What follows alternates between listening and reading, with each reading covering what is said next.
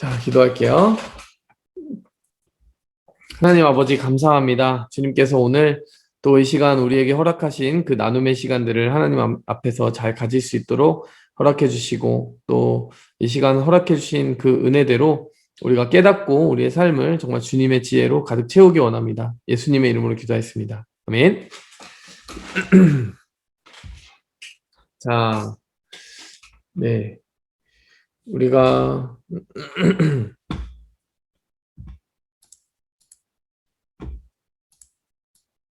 살펴볼 말씀 열왕기하부터 또 보도록 할게요.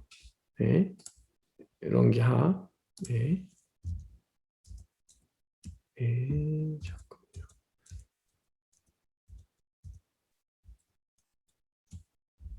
잠깐만요. 자, 열왕기하 8장. 네.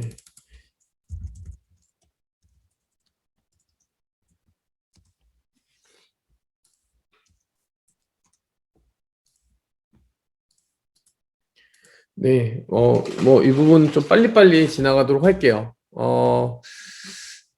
열왕기하 8장은 타이밍에 관한 얘기가 많이 나오는 것 같습니다. 여러분, 수넴 여인이라고 엘리사가 죽은 아들 살려줬던 그 이야기 기억하시죠? 그쵸? 네, 엘리사가 이제 활동할 때 그 7년 가뭄이 있을 거라고 예고를 해주는데, 7년 가뭄이 있을 테니까 물과 양식이 있는 곳에 가서 잠깐 살다가 와라. 그래서 블레셋으로 이민 갔던 여인의 이야기입니다. 여인이에요. 자, 블레셋으로 이민은 갔는데 언제 돌아옵니까? 7년이 다 돼서 이제 자기 땅으로 돌아왔어요. 근데 여러분 그 당시에 뭐 주민등록 그런 어떤 기록 같은 거를 해놓는 시대가 아니니까 돌려받으려면 힘들잖아요. 근데 딱 돌려받으려고 왕 앞에 섰는데 그 타이밍이 어떤 왕이었냐? 요람 왕과 엘리사가 좋은 관계일 때, 그리고 요람왕과 게하시, 엘리사의 종이었던 게하시가 마침 간증을 나누고 있었던 때예요. 게하시가 이제 엘리사의 이야기를 막 전하고 있는데 이제 죽은 아들을 살린 그런 사건들을 얘기해 주는 거죠. 그러니까 딱 얘기하고 있는데 그 당사자가 딱 오니까 바로 이 여자가 그 여자입니다. 이렇게 하면서 그래? 그러면은 그 여인에게 땅을 다 돌려줘야 되겠구나 이러면서 관리와 이제 그 오피서들을 세워가지고 그 일들을 추진하는 장면이 나옵니다. 재밌는 게 요람왕과 엘리사가 항상 좋은 관계였던 게 아니라 6장과 7장에서 보면은 거의 원수지간처럼 됐던 때가 있어요, 여러분. 네? 왜냐하면 엘리사가 다 잡은 물고기 놔주듯이 하나님이 눈멀게 주셔서 사마리아 한복판에 두셨던 그 아람의 군대를 그냥 살려 보내야 된다라고 이야기를 했기 때문에 그 다음에 또 공격을 온 그 아람 군대에 의해서 고통을 많이 받았거든요. 그때 야, 내 엘리사를 살려두면 절대 안 되겠다. 막 이러면서 엘리사 죽여버릴 거야. 막 이런 순간이 있었는데 하나님이 어떻게 하셨죠? 궁극적으로 다시 큰 말발굽 소리가 들리게 하셔가지고 그 아람 사람들이 자기가 가지고 있는 모든 양식과 물건들 다 내팽개치고 도망가게 하셨죠. 그래가지고 사마리아 성을 구원하지 않았습니까? 그 일들을 다 겪고 나니까 요람왕이 이제 내가 잘못 생각했구나라는 생각을 했던 것 같아요. 그러면서 이제 이때쯤 하면은 엘리사에 대한 굉장히 호감이 있고 참 좋을 때, 그때 마침 게하시하고 얘기하고 있을 때 수넴 여인이 거기에 딱 와가지고 땅을 회복받는 이야기가 나옵니다. 구원의 타이밍도 기가 막히지만 심판의 타이밍도 그래요. 이제 엘리사가 말년에 그 일들을 하기 시작하는데 하사엘을 기름 붓습니다. 하사엘은 아람의 왕이에요. 아람의 왕. 자, 아람의 왕. 다메섹이 어디입니까? 다메섹. 다메섹이 어디의 수도? 자, 창배 형제, 다메섹은 어디의 수도입니까? 준민 형제 깜빡거리는 것 같아요. 어디의 수도? 네, 아람이요. 아람이죠, 그렇죠. 예루살렘은 어디의 수도? 이스라엘. 그렇습니다. 유다네요, 유다. 유다입니다, 유다. 자, 사마리아는 어디의 수도? 이스라엘. 네, 북이스라엘이요. 북이스라엘입니다. 여러분이 꼭 알아야 되는 수도 세 군데입니다. 이 수도 이름은 계속 주구장창 등장해요. 사마리아에서 왕이 됐다는 표현은 어디에 왕이 됐다는 표현이에요? 그러면 어느 나라? 이스라엘. 북이스라엘이요. 북이스라엘에서 왕이 됐다는 얘기예요. 남유다하고 아무 상관없습니다. 예루살렘에서 왕이 됐다는 표현을 보시면 유다에서 왕이 됐다는 거예요. 자, 그리고 다마스커스, 다메섹에서 뭐 누구를 만났다, 다메섹에서 무슨 일이 있었다, 이거는 아람 땅에서 일어나는 일이었다라고 이해하시면 됩니다. 아시겠죠? 어쨌든 수냄 여인 한 개인을 위해서 하나님이 이렇게 세심하게 역사하시는 것처럼 우리의 삶 속에도 이렇게 역사하시는 거고. 자, 하사엘 같은 경우는 적국이에요. 적국. 아람의 왕을 하나님이 엘리사를 통해서 기름을 부었어요. 네. 근데 참 독특한 인물입니다. 어떤 인물이냐면은 이 지금 담에 엘리사가 어디에 있냐면요. 여기 이제 이 본문에 보면은 엘리사가 다메섹에 있을 때예요. 그냥 감동 없이 보지 마시고 지도를 같이 보시면 항상 새롭게 보입니다. 엘리사가 어느 나라 사람이에요, 여러분? 자, 엘리사는 어디서 활동하는 선지자입니까?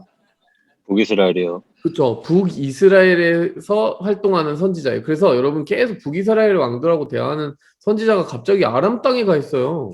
이상하지 않아요? 엘리사가 다메섹에 갔을 때. 그렇죠.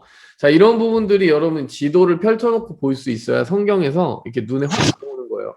이상한데? 왜 엘리사가 적국인 아람에 가 있지? 왜 다메섹에 가 있지? 이런 생각이 들어야 돼요, 여러분. 성경을 읽을 때.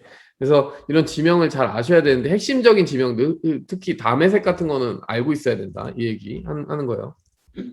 여기에 갔는데 어떤 일이 있었냐면 그 당시에 왕이 베나다시였어요. 베나다시 근데 병이 들어가지고 아팠어요. 근데 마침 이 땅에 누가 와 있어요, 지금. 하나님의 선지자 엘리사가 와 있는 거예요. 근데 그 엘리사의 명성은 아람에서도 꽤 알아줬어요. 왜냐? 여러분 이 전에 있었던 일이 뭐예요? 아람의 군대 장관 나아만이 문둥병에서 고침받는 사건이 있었죠. 그쵸? 그 군대 장관을 보내준 사람이 어디예요? 이스라엘에 가가지고 고침받도록 보내준 사람이 베나다 왕이니까 야 그래 맞아. 하나님의 선지자 엘리사에 대한 그 명성이 있는 거죠. 그쵸?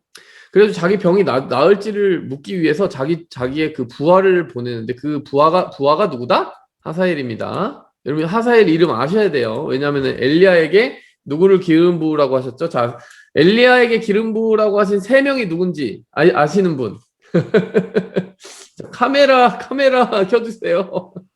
자, 굉장히 공포스러운 질문이죠. 이런 질문은 어떻게 또 답하기가 힘들잖아요. 자, 뭐 셋 중에 하나라도 한번 맞춰보시죠. 자, 누구 기름 부으라고 하셨죠? 엘리야에게? 엘리야는 참고로 엘리사의 선배죠. 사울이랑 다윗입니다. 지금 네, 상대 형제 틀린 줄 알고 얘기하시는 거죠?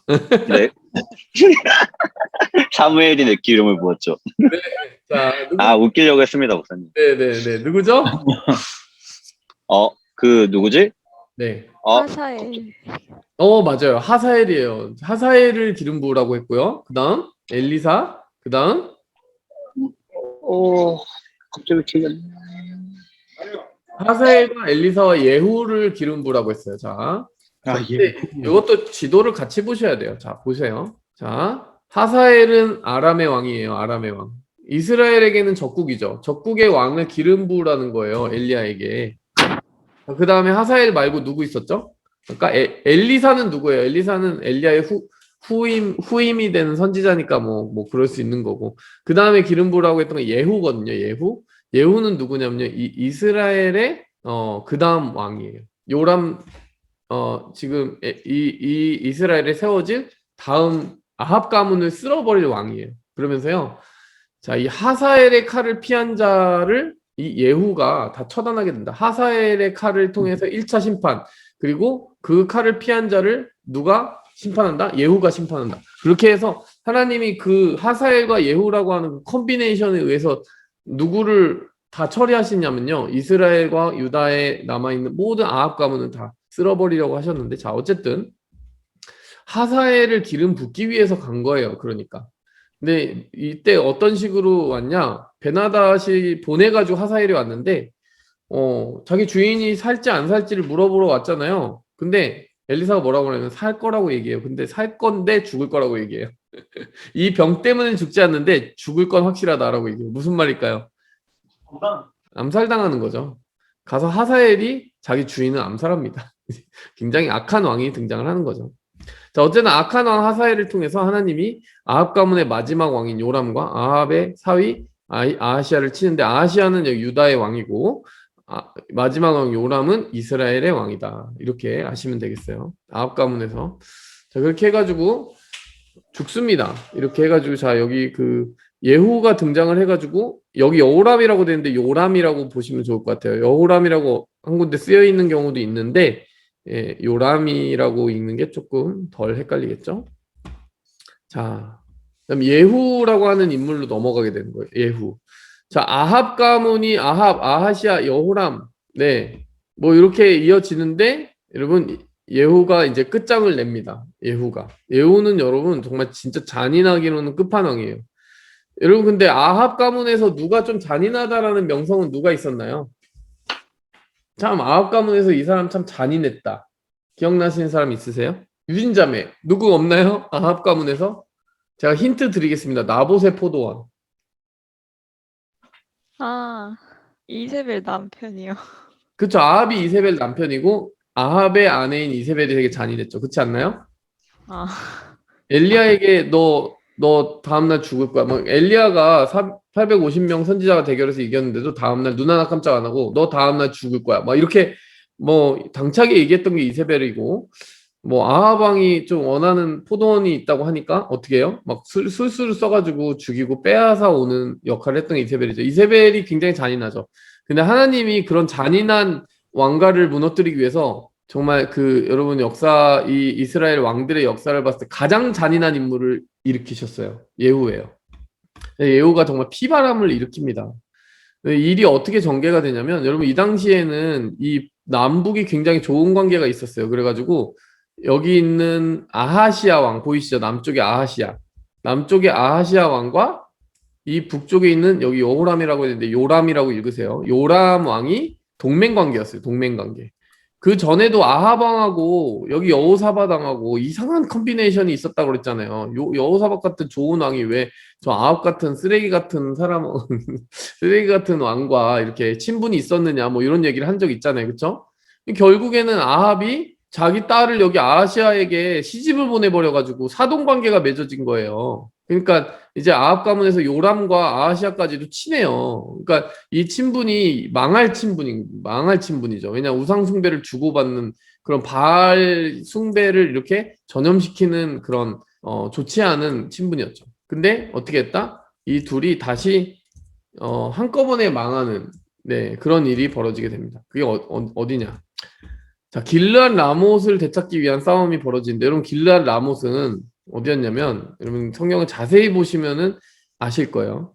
이 여호사밧과 아합이 동맹을 맺고 다시 찾으려고 싸웠던 곳이 바로 길르앗 라못입니다. 길르앗 라못에서 전쟁을 벌였는데 패배해가지고 거기서 아합이 죽었어요. 근데 그 길르앗 라못을 또 차지하려고 가는 거예요. 요람과 아하시아가 그 아버지들의 실수를 예? 할아버지라고 해야 되나? 예, 실수를 되풀이하는 거죠. 그래가지고 거기 가서 어떻게 되냐면 맨 처음에 요람이 부상을 입습니다. 요람이 부상을 입고 엘리사가 그때 예후를 이제 기름 붓는 일이 벌어지는데 여러분 예후가 누구예요? 바로 다음 왕이죠. 요람 다음 왕을 기름을 부어 버리는데 예후가요 눈 하나 깜짝 안 하고 그 엘리사의 종이 그 사람을 기름 붓자마자 예후가 군 지휘관들과 같이 있었거든요. 저 사람이 저 미친 자가 무슨 일을 이야기를 하더이까 이러니까 저 사람이 나를 기름 붓던데 내가 이스라엘의 왕이 됐다고 하던데 이러니까 군 지휘관들이 일제히 무릎을 꿇고 당신이 우리의 왕입니다. 이렇게 무릎을 꿇어버려요. 그러니까 예후가 평소에 이 군 지휘관들의 마음을 다 사로잡아 놨던 거예요. 그리고 이 예후가 군대 지휘관이다 보니까 지금 그 전에 있는 전쟁에서 패배하고 이게 마음에 안 들었을 거 아니에요. 그렇죠? 근데 엘리사의 종이 와가지고 기름을 붓자마자 이제 내 때가 왔구나 해가지고 활동을 시작하는데 병거를 몰고 미친 듯이 몰았다. 미친 듯이 병거를 몰고 가서 바로 요람을 죽여버립니다. 바로 그 이야기를 듣자마자 바로 선대왕을 죽여버려. 엄청나게 빠른 실행력이에요. 그 다음에 그 요람에게 병문안을 왔던 아하시아도 추격해서 죽여요. 아하시아는 누굽니까? 이 남쪽 왕이에요. 남쪽 왕도 북쪽 왕, 남쪽 왕이 다 예후에 의해서 나가리가 됩니다. 이세벨도 죽여요. 이세벨 아합의 아내가 살아 있었어요. 이세벨을 죽입니다. 이세벨을 어떻게 죽였을까요? 자, 이 장면이 이세벨이 죽는 장면입니다. 혹시 이 장면이 어떤 장면인지 아시는 분, 이 이야기 아시는 분? 초이자매. 이세벨은 어떻게 죽었습니까? 어떻게 죽었는지 보이지 않아요? 그림에서? 떨어져 죽었네요. 떨어져 죽었어요. 근데 이 떨어져 죽는 과정이 어땠냐면은 여기 있는 이 사람이 누구겠습니까? 예후죠. 예후가 저 여자를 나한테 그러니까 뭐라고 했냐면은 자 스스로 니네 손으로 죽이라고 해요. 니네 주인을. 자, 그게 9장에 나옵니다. 그러니까 굉장히 이 사람이 어떤 사람이에요? 되게 잔인한 사람이죠. 예. 그렇게 이렇게 저기 이제 딱 기름 부음을 받자마자 바로 이세벨을 만나고 여기 있죠. 예후가 얼굴을 들러 창을 향하고 내 편이 될 자 누구냐? 하니까 두어 넷이가 예후를 쳐다보는지라. 자, 여기 보세요. 여기 두어 넷이가 바로 여기 이제 글에 나오는 이 그림의 장면이 나오죠. 보입니까? 그러면서 걔네를 딱 보면서 그를 내려 던지라. 그러니까 이 내려 던지라고 한 거예요. 그래서 창문 밖으로 내려 던져서 피가 튀게 한 거죠. 근데 예후가 그 시체를 밟고 태연하게 그 건물로 들어가지고 먹고 마시고 이 저주받은 여자를 장사하라. 굉장히 잔인하지 않습니까? 그러니까 예후가 하나님이 이렇게 기름 부으라고 하셨지만 그 전에 아합에 대한 하나님의 그 진노를 이렇게 붓기 위해서 쓰신 것이지 예후 자체의 성품은 참 잔인한 인물이에요. 하나님이 뭐 그렇게 선호하는 성격은 아니셨을 것 같지만 이 이세벨 악한 자를 제거하기 위해서 하나님이 그보다 한 수 더 잔인한 사람을 세우셨다. 여러분 이렇게 이해하시면 될 것 같아요. 그게 예후라는 인물입니다. 굉장히 인상적이에요. 여러분 글을 보시면 굉장히 뭐라고 해야 될까? 그러니까 액션 무비 같습니다, 여러분. 네, 좋다는 뜻은 아니에요. 자, 예후가 그렇게 해서 이세벨까지 거의 하루아침에 다 죽여버리고 근데 그 다음에 이제 그 죽는 곳이 어디였느냐. 그 죽는 곳이 중요하죠. 이제 아하시아를 죽이는 그 곳이 어디였냐면 나봇의 포도원 근처에 나봇의 토지에서 죽습니다. 예전에 그 억울하게 이세벨에게 땅을 빼앗겼던 사람이 나봇이잖아요. 근데 하나님이 그 집안의 후계자인 아하시아를 죽인 곳이 어디였다? 예. 그 후계자가 아니라 그 하나님의 심판을 이루는 그 곳이 어디였다? 바로 나봇의 토지였다. 이렇게 자 보시면 됩니다. 이세벨의 시신이 들짐승에 먹히게 되고 이런 어떤 정말 피바람이 일어난 거죠. 10장에서도 피바람이 계속 이어집니다. 아합의 70명의 아들들 몰살시키고 아합이 그 일들을 다 한 다음에 이게 다 하나님이 그 엘리야를 통해서 하신 말씀을 이루어 가시는 거다 이렇게 선포를 해요. 아합의 아들들을 죽일 때도 방식이 있었어요. 자, 보시면 어떻게 죽였나요? 요즘 아들 70명이나 있어요. 아합의 아들이 70명이나 있었는데 아합의 아들을 죽이는 방법 뭐였을까요? 예후가 아합의 아들을 죽이는 방법. 자, 혹시 빛나자매 기억나십니까? 예후, 네? 예. 예후가 아합의 아들들을 죽이는 방법. 어떻게 죽였나요? 기억이 날 것 같은데. 여기 있습니다. 1절부터 여기까지입니다. 간단히 말하면 아까도 여러분 아까 보시면은 여기서 사람 시켜가지고 저기서 떨어뜨려 죽여 이렇게 얘기했잖아요. 여기서도 그 사람들 그 아합의 아들들을 기르고 있는 선생님들이 있었어요. 귀족들과 장로들이 그 양육하는 교육 역할을 맡았는데 너 지금 너네 그 아합의 아들 70명 중에 한 명 그다음 후계자로 세워가지고 나랑 한번 맞짱 뜨든지 그러면 나도 한번 신나게 싸워줄게 그러든지 아니면은 뭐 어떻게 할래 뭐 이렇게 얘기하는 거예요. 지금 보니까 너희 주의 집을 위해 싸우라 이게 무슨 말이냐면은 너의 주의 아들들 중에 가장 어질고 정직한 자를 택하여 아버지의 왕좌에 두고 너의 주의 집을 위해 싸우라. 이게 무슨 말이에요? 너희가 지금 보살피고 있는 70명 중에 왕 하나 세워가지고 나랑 한번 붙어보자 이 얘기예요. 지금 항복해라 뭐 그런 게 아니에요. 그냥 한번 싸워보자 이 얘기예요. 그랬더니 이렇게 나오니까 얼마나 무서워요. 야, 저 사람은 어떻게 남북에 있는 두 왕을 처단한 저 예후라는 인물을 어떻게 당하겠냐 이러면서 그냥 당신 보기에 좋은 대로 하시겠습니다. 하시면 되겠습니다. 우린 그 처분을 따르겠습니다. 그러니까 예후가 뭐라고 하냐면은 머리 가져와. 니네가 보살피고 있는 그 애들 머리 가져와 해가지고 70명 왕자의 머리를 광주리에 담아서 예후에게 가져옵니다. 되게 굉장히 그 서슬퍼런 숙청이 일어나는 거예요, 여러분. 70명 아들들이 그렇게 몰살당하고 되게 재밌는 장면은 12절에서 13절이에요. 예후가 사마리아로 가는 도중에 갑자기 아하시아의 형제들을 만났는데 누구냐고 물었더니 아하시아의 형제라고 얘기해요. 아하시아는 누구다? 남쪽이에요, 북이에요? 남이에요, 북이에요? 헷갈리지 마세요. 남쪽이죠? 아하시아는 남쪽의 그 왕이죠. 근데 아하시아는 이미 처단 당했잖아요. 근데 아하시아 형제들이 남아 있는데 아니 예후가 길 가다가 우연히 그 형제들을 만난 거예요. 42명이나. 여러분 이게 정말 우연처럼 보이세요? 섭리인 것으로 보이세요? 어떻게 생각하세요, 여러분? 하나님이 정말 아합 가문과 연관된 모든 씨를 그냥 말려버리려고 예후의 칼을 휘두르게 하시는데 그 자리에서 42명 왕자들이 몰살당합니다. 그러니까 여러분 북쪽에선 70명의 왕자들이 몰살당하고 남쪽에서 42명의 왕자들이 몰살당하고 왕 2명이 몰살당하고 이세벨까지 몰살당했으니까 예후라고 하는 칼이 얼마나 하나님이 정말 잡고 휘두르는 칼이었는지를 볼 수 있죠. 무섭지 않습니까? 바알 선지자들을 몰살할 계획을 또 정말 조직적으로 세우게 되는데 나는 바알을 더 크게 섬길 거야 이러면서 바알 선지자들 다 모여 이랬는데 그 사람들 입장하는 그 과정에서 구별된 의복을 딱 입힙니다. 그리고 하나님의 선지자는 이곳에 한 명도 들어오지 못하게 하라고 미리 이제 사전에 다 작업을 해놓죠. 그리고 이 성을 둘러싼 80명의 부하들과 함께 이제 다 죽여버려. 이렇게 해가지고 다 죽이는 거예요. 자, 예후가 보니까 여러분 이 열왕기하 10장을 보니까요. 정말 잔인한 성품 그대로 그냥 쓰임을 받았어요. 자, 하나님이 그렇게 예후를 쓰셨는데 하나님이 예후의 가문을 4대만 유지시켰던 이유가 있습니다. 여러분 왜 4대만 유지시켰을까요? 자, 한 가지 먼저 질문할 거는 하나님이 예후를 이렇게 쓰셨는데 예후가 이렇게 정말 철저하게 피해 숙청을 하는 거를 좋다고 생각하셨을까요? 아니면 어떻게 생각하셨을까요? 준비는 어떻게 생각했을까요? 사실 다윗 왕도 보면은 이제 피를 많이 묻히고 했기 때문에 하나님이 이제 그 성전 짓는 일을 네. 그 아들 솔로몬으로 이제 미루셨잖아요. 그런 것처럼 비슷하지 않을까 싶은데 이제 피바람을 결코 이제 좋게 보시지는 않았을 것이다. 네. 이 성경에 의하면 예후에 대해서 하나님이 이제 평가를 내리시죠. 하나님이 이렇게 말씀하십니다. 네. 여호와께서 예후에게 이르시되 네가 나보기에 정직한 일을 잘 행하였다. 정직한 일을 행하되 잘 행하여 내 마음에 있는 대로 아합 집에 다 행하였은즉 네 자손이 이스라엘 왕위를 이어 4대를 지낼 것이다.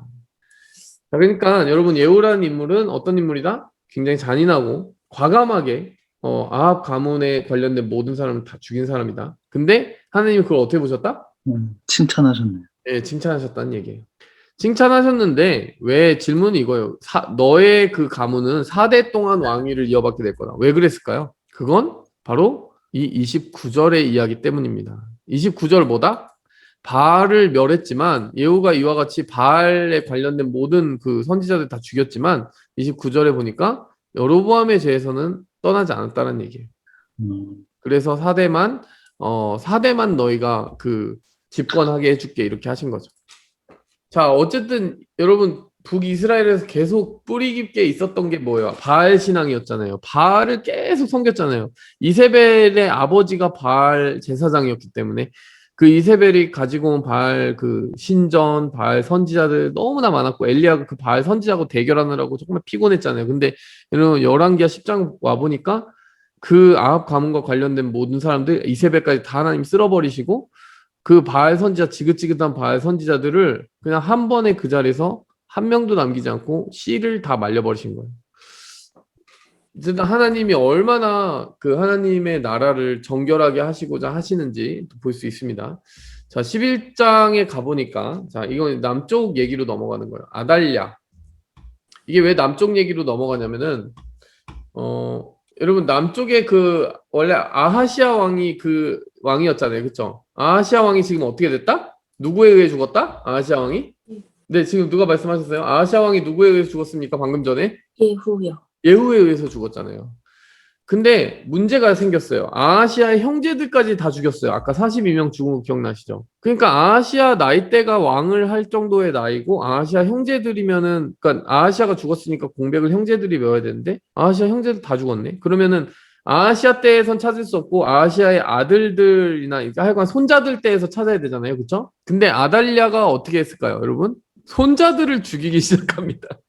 참고로 이 아달랴가 누구냐면은 이세벨과 아합의 딸이에요. 그러니까 북쪽에서 아합과 이세벨이 있을 때 딸을 낳았고 그 딸을 남쪽 유다에 시집을 보내가지고 아하시아의 아내가 되게 했었는데 아하시아가 처단을 당하면서 아달랴만 남았잖아요. 근데 아달랴가 자기 남편이 죽었으니까 이제 뭐 아니 그러니까 아달랴의 그 아들이 아하시아죠. 그러니까 자기 아들이 죽었으면 이제 손자를 찾아가지고 왕위를 세워야 되는데 어떻게 했다는 거예요? 내 아들 죽었으니까 내가 왕 해 먹어야 되겠다 이 얘기하는 거예요. 아시겠습니까? 그렇죠? 네?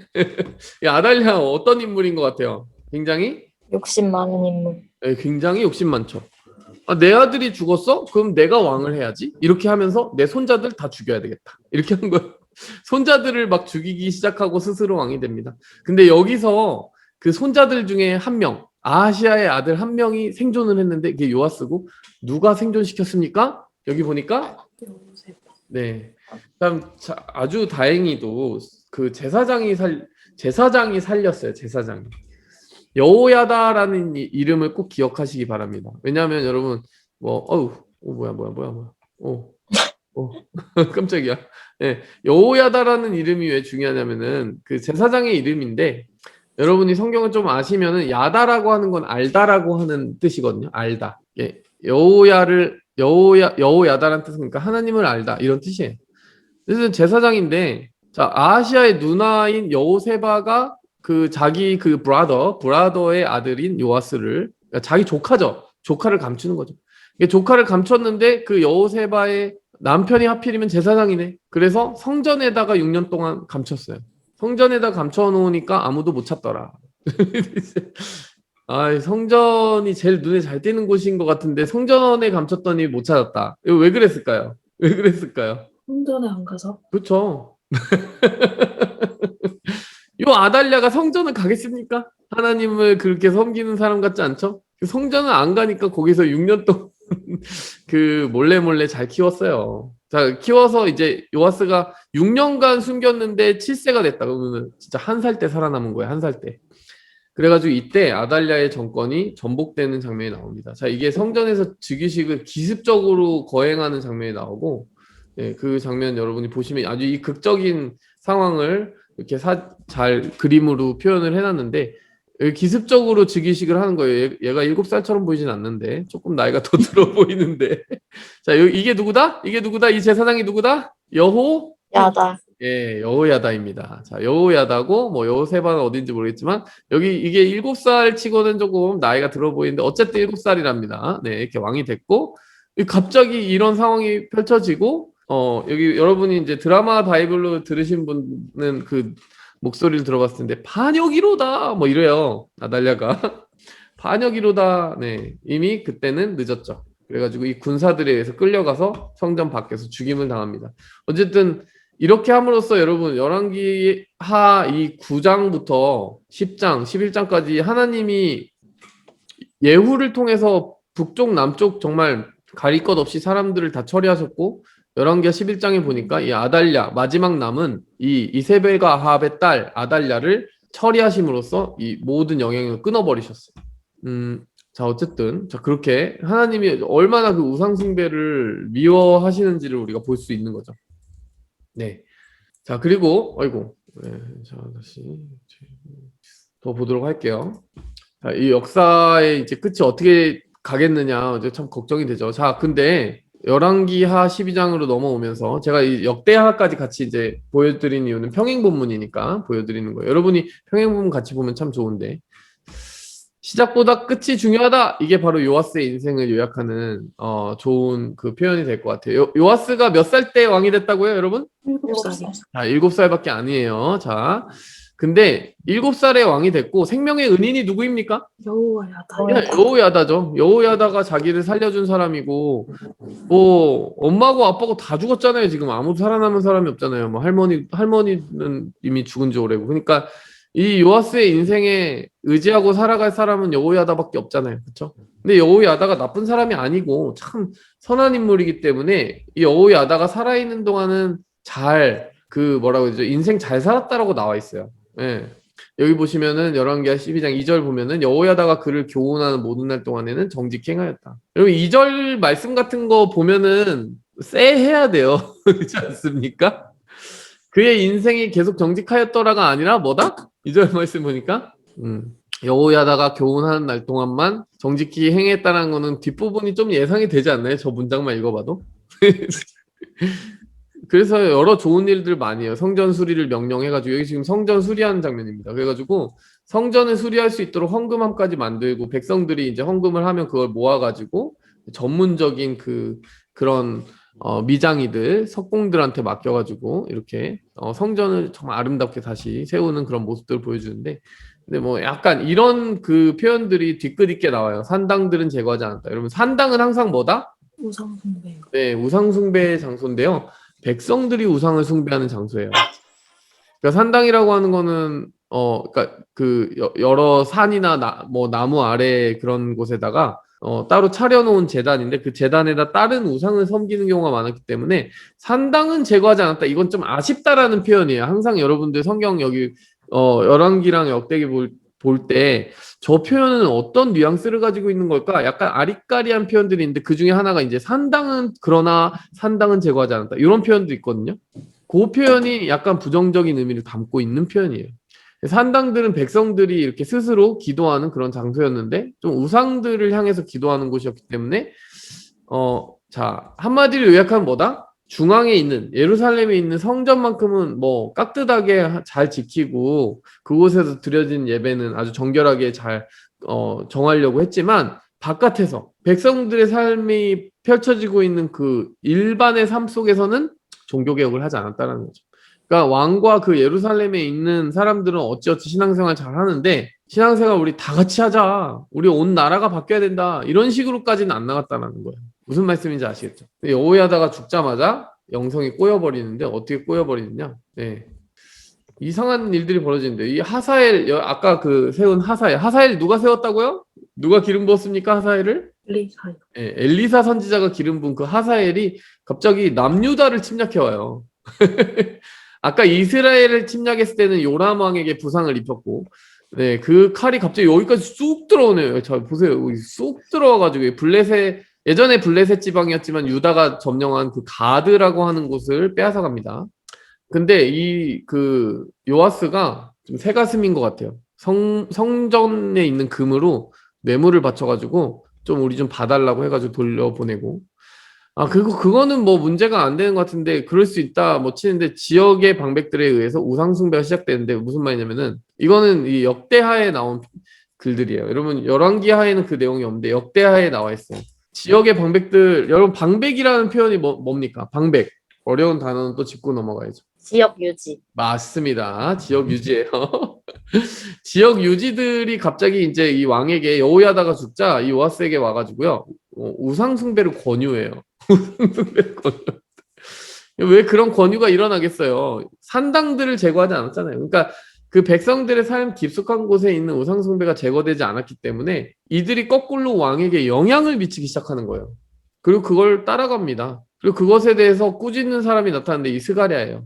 스가랴라는 선지자가 와가지고 그렇게 하는 게 정말 하나님이 기뻐하시는 일이겠냐 막 꾸짖기 시작하니까 죽여버리는데 이 사람의 문제는 여호야다의 아들이었다는 거 아시겠어요? 자기의 생명의 은인이고 자기를 왕이 되게 했던 그 사람 지금 세상에 지금 죽었지만 여호야다가 죽었지만 그래도 그 아들 잘 챙겨줘야 될 거 아니에요. 그 아들 죽여버려요. 스가랴가 이제 갑자기 하나님 말씀 대언하니까 듣기 싫다고. 스가랴가 죽자마자 역대하를 보면 1년 후에 아람 왕의 군대가 공격해와요. 전면 공격. 그리고 전쟁에서 부상 입고 병상에서 암살당합니다. 여러분 이게 다 우연이 아니겠죠? 하나님의 말씀을 듣고 돌이켜야 될 때 돌이키지 않고 이렇게 느슨하게 해버리니까 시작은 나름대로 괜찮은데 끝이 좋지 않았어요. 그리고 역대하 24장을 보면요. 되게 그 결말이 되게 흥미로워요. 자, 역대하 24장 16절을 보면은 역대하 24장 16절을 보면은 여러분 왕들의 묘실에 들어간다. 자, 여기 보세요. 여호야다가 나이가 많고 늙어서 죽으니 죽을 때 130세라. 어우, 올해도 살았네요. 네. 네, 무리가 다윗성 여러 왕의 묘실 중에 장사하였다. 자, 15절, 16절 읽고 이상하셔야 돼요. 왜 이상합니까? 왕이 아닌데 왕의 묘실에 장사돼서. 맞아요. 이 사람 여호야다 제사장이잖아요. 근데 왜 왕의 묘실에 들어가요? 되게 웃기는 거 아니에요? 자, 왜 그랬는지 이야기가 나오죠.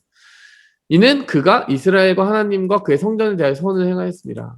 그러니까 이 사람은 제사장으로서 너무 충실한 나머지 거의 그 왕급이었다라는 얘기예요. 근데 재밌는 건 여러분 요아스는 끝이 안 좋았잖아요. 요아스는 죽은 다음에 어떻게 됐을까? 아까 암살당했다고 했는데 25절에 보시면 요아스가 부상을 입고 적군이 버리고 간 후에 신하들이 반역을 했고 침상에서 쳐 죽였는데 다윗성에 장사하였으나 왕들의 묘실에는 장사하지 않았다. 이 뉘앙스가 뭔 것 같으세요? 성과 묘실은 다른 거예요. 다윗 성이라고 하는 건 시티, 예루살렘 시에는 이제 어디다가 그 매장지를 찾았는데 왕들을 모아둔 그 왕들의 묘지에는 들어가지 않았다는 얘기예요. 대조적이지 않습니까? 제사장은 왕들의 묘실에 들어갔는데 왕인 요아스는 그냥 어디다가 다윗성 어딘가에다가 그냥 묻었어요. 자, 여러분 이게 왜 그런 것 같으십니까? 여러분 이 역대하의 그 24장 16절과 25절 대조되는 이 본문을 보면서 여러분 어떻게 좀 해석을 하세요? 묵상을 할 수 있겠습니까? 왜 이렇게 했을까요? 여기 메시지가 뭡니까, 여러분? 윤숙자매 대충 어떤 메시지인 것 같으세요?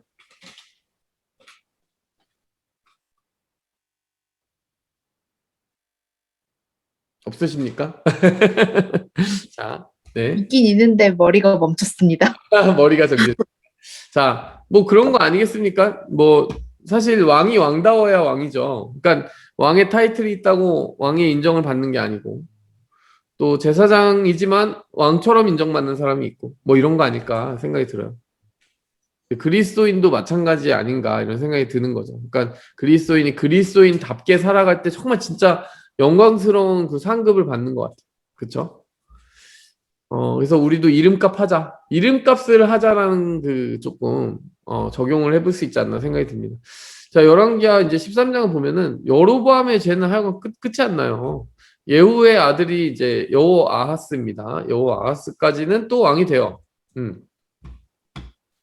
자, 이제 아까 4대까지 간다고 했잖아요. 4대까지.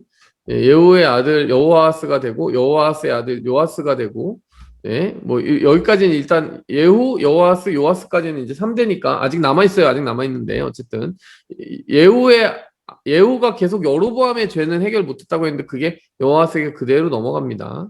그래가지고 하나님이 아람 왕 하사엘을 또 데려와가지고 괴롭혀요. 이 북이스라엘을. 또 하사엘 다음에 베나사 3세가 이제 왕이 되는데 또 괴롭히게 해요. 여호아스 계속 정신 차려요. 그러니까 정신은 못 차려요. 정신을 못 차리다가 나중에는 정신 차리고 기도했다. 이 장면이 열왕기하 13장에 나옵니다. 네. 근데 계속 아쉬운 표현이 등장하는데 뭐다?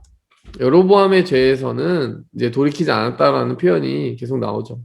5절에 보니까 이제 하나님이 이렇게 구해 주시고 하지만은 구원자를 보내 주시고 또 여호아스가 하나님께 기도하고 그래서 하나님이 응답해 주시고 하지만 계속 그 죄만큼은 벗어나지 못한 모습을 보여줍니다. 어쨌든 요아스도 왕이 됐는데 또 여로보암의 죄에서 벗어나지 못한다.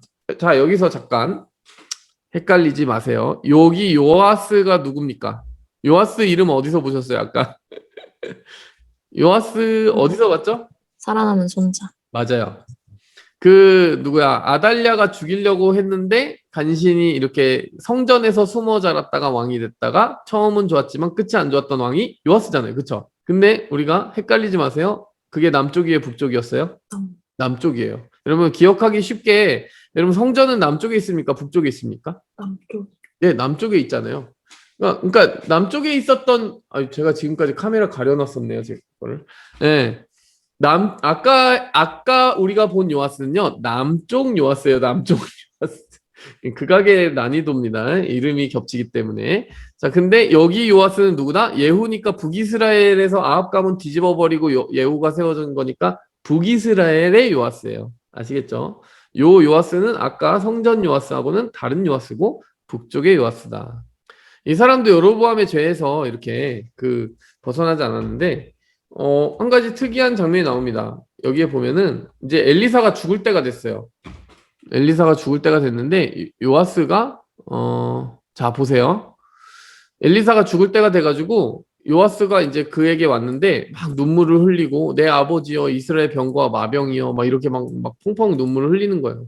사실 그 전에 왕들이 엘리사에게 반감을 가지고 있는 왕들도 꽤 많았거든요. 근데 이 요아스 같은 인물은 뭐 여로보암의 죄 그대로 머물러 있는 좀 신앙적이지도 않아 보이는 왕인데 왜 이렇게 엘리사가 죽는다고 이렇게 펑펑 울고 있는 걸까요? 엘리사가 예후 가문이랑 인연이 있어서. 네. 잘 읽으시는 것 같아요, 우리. 예후를 기름 부은 사람이 엘리사잖아요. 그쵸? 그러니까 이 가문의 그냥 뿌리와 토대가 바로 이 엘리사기 때문에 아마 이렇게 정말 펑펑 울고 있는 거 아니겠느냐. 물론 엘리사에 대한 뭐 신뢰도 있겠지만 좀 그런 부분들이 사적인 감정들이 있는 것 같아요. 그런데 자, 여기서 재밌는 장면이 있습니다. 엘리사가 죽기 전에 활과 화살을 가져오라고 해요. 그 다음에 그 활을 잡고 쏘자라고 얘기하는데 이제 엘리사가 그 활을 잡는 손에 자기의 손을 포개가지고 같이 쏘는데요. 자, 창문을 열고 동쪽 창문을 향해서 쏴요. 자, 동쪽이죠. 왜 동쪽입니까? 당연히 이스라엘 기준으로 아람이 어디 있으니까? 동쪽에 있으니까. 그렇죠? 자, 지금 이 화살은 어떤 의미를 가지고 있다고 얘기하냐면은 이는 여호와의 그 구원의 화살인데 아람에 대한 구원의 화살입니다라고 분명히 얘기했어요. 그러니까 이 화살을 지금 쏘는 그 표적의 의미는 뭐다? 하나님이 이렇게 화살을 쏴서 이 북이 이스라엘이 계속 지금 아람에 괴롭힘 당하고 있잖아요. 걸핏하면 쳐들어오잖아요. 뭐 하사엘이 쳐들어오다가 하사엘 죽고 베나다 3세가 또 쳐들어오고 뭐 끊임없이 쳐들어오니까 너무 괴롭잖아요. 그러니까 하나님이 그 괴롭힘을 계속 당하게 하지 않고 아람에게 승리를 주신다는 의미로 화살을 쏘게 했어요. 자기 손을 포개가지고. 요거는 조금 정확하지 않습니다. 요게 더 정확합니다. 손을 포개야죠, 이렇게. 그쵸? 자, 이게 성경적인 그림이에요. 자, 근데 그 다음에 이렇게 한번 한 다음에 또 한 가지. 그 다음 화살들을 집으소서 해가지고 집었어요. 그랬더니 엘리사가 뭐라고 하냐면 땅을 치소서 이래요. 그랬더니 3번 치고 그쳤어요. 그랬더니 이제 엘리사가 막 화를 내는 거예요. 아니 5번을 쳤으면은 아람을 다 망하게 할 수 있었을 텐데 왜 3번만 치시는 겁니까? 이러면서 이제 아쉬워하면서 죽습니다.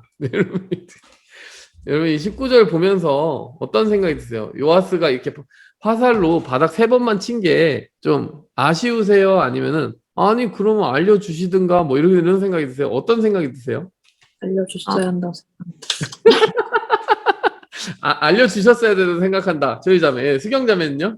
요아스가 되게 멍청하구나. 이 화살의 의미를 제대로 이게 왜, 솔직히 생각했을 때, 왜 갑자기 화살을 들고 저쪽으로 쏘라고 하지? 이런 생각을 했으면 그 네. 의미를 네. 좀, 이게 예언과 밀접한 관계가 있구나라는 걸 생각해서 조금 자기의 행동을 네. 조심히 했을 텐데, 그냥 아무 생각 없이 한 네. 것 같아요.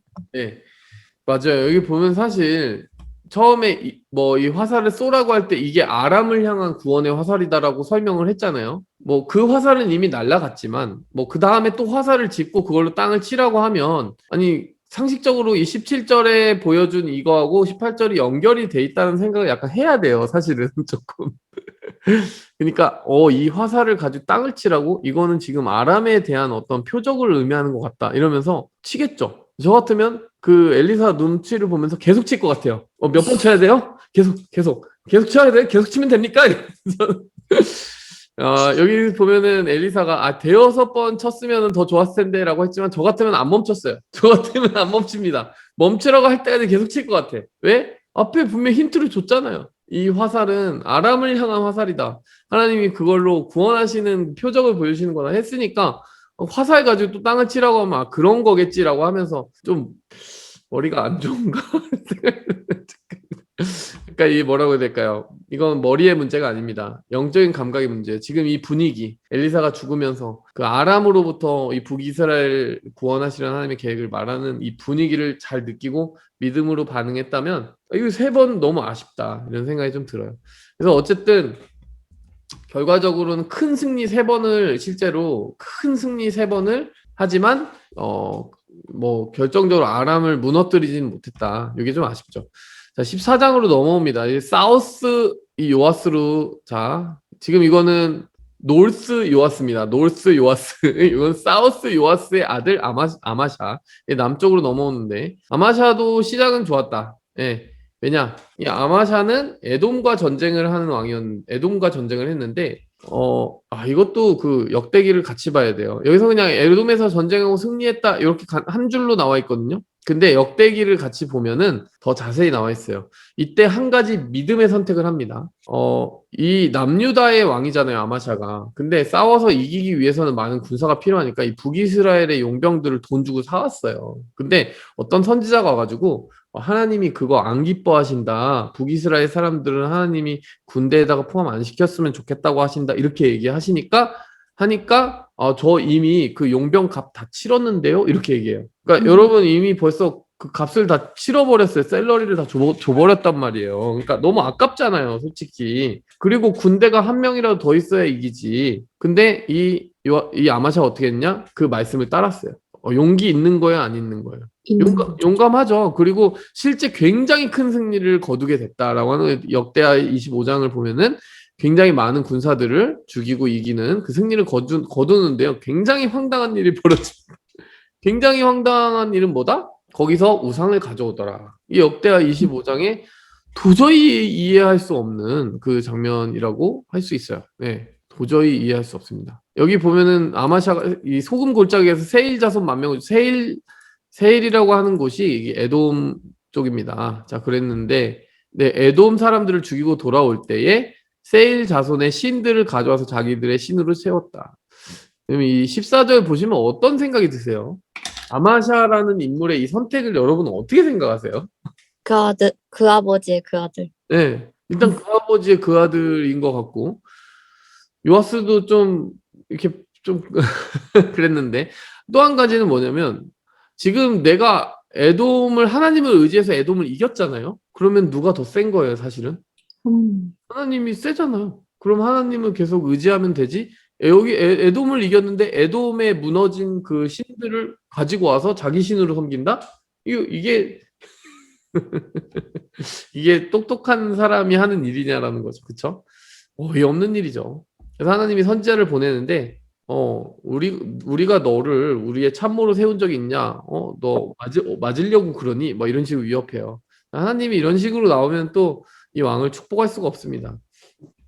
그래서 이 사람이 어떻게 하냐면은 그때 북이스라엘의 왕이 요아스였는데, 그러니까 마지막에 엘리사 죽기 전에 아람과 3번 크게 승리할 것이다라는 그 축복을 받았으니까 군사력이 이제 조금 지금 있는 상태예요.